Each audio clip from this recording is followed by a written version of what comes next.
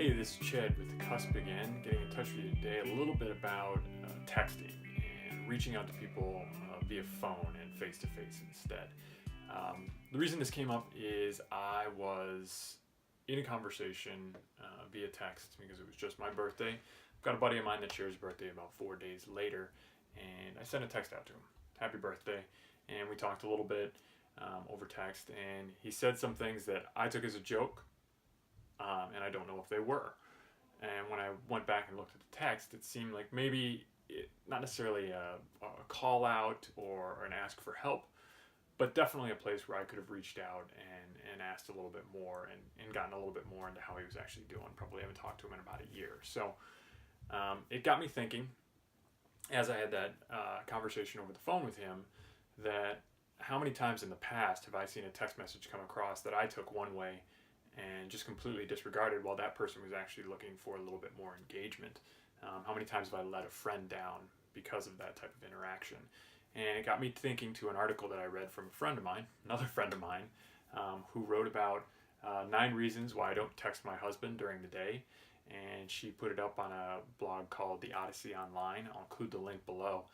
But essentially it talks about the differences between text messages and the things that you read, whether that be a Facebook message or a text message or something along those lines, and actual conversation, whether it be over the phone or face to face, ideally, and the things that we're losing without maybe even realizing that we're losing them. One of those aspects that she talks about is context, in the sense that when somebody rolls their eyes with an emoticon and says, I feel awful.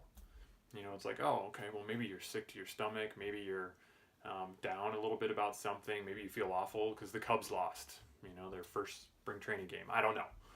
But it's one of those things that without actually hearing their tone in their voice or seeing their face, you could read a billion different ways and think that you're completely accurate without any sort of follow-up. And again, that's leaving somebody down and out when they could be coming to you for help. The second aspect is, I think maybe even the more important one, is that because it's such an unusual activity these days, it's a huge morale booster to get in touch with somebody in a way that isn't ordinary and standard and routine and sterilized the way that a text message is. If you want to reach out to somebody, instead of sending a text message, get on the phone. If you can get face-to-face, great. I know that a lot of times with busy lives and geography, that's not always the case, but if there's somebody that you value in your life, why would a text message, the same way that you talk to your electrical company or, a candidate for town council, why would that be the way that you get in touch with a good friend or family for that matter? It doesn't make any sense now that I've finally thought about it.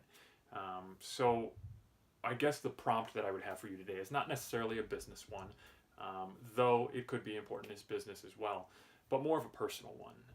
I do believe that if your personal life is a little shaky or rocky, your professional life is likely to go that same way. You really need to have that firm base in there. And I think this could be one of those additives that could really help that base, is get down to understanding and actually having a conversation with somebody, especially those closest to you. If it's your wife, if it's your husband, if it's your best friend, if it's your folks or your son and daughter, have a real conversation.